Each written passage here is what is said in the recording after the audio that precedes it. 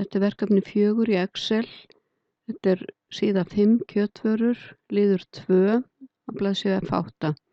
Ég ætla að setja talna útlit á sérdálk, þannig að fyrir aftan magnið á að standa KG og 1 aukastafur. Þá fer ég hér í Home, smelli hér á Custom, vel hérna bara 0, tek út 1 aukastaf, ít á orðabil, held niðri Shift og ít á 2, þannig að koma svona gæsalappir, skrifa KG og loka með því að ýta á Shift og 2.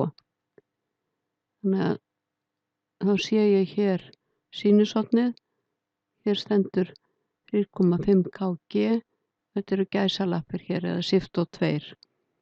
Við segjum OK, að þá stendur það hér fyrir aftan.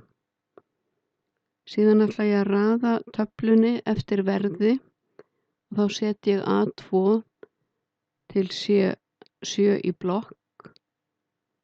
Svo koma formúlurnar bara á eftir. Ég fer hér á Home flippa, Sort and Filter og Custom Sort og ég hef haka hér við My Data Has Headers. Þá fæ ég fyrirsagnirnar fyrir ofan magnið og vörutegundurnar og ég ætla að raða eftir verði. Smelli hérna á verð. Og ég ætla að raða smallest to largest, það er að segja frá lægsta að hæsta og segi OK. Og þá er röðin komin.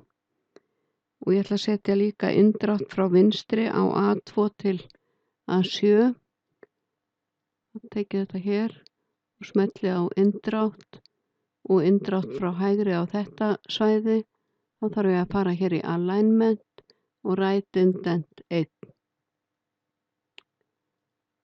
Og ég ætla að vista.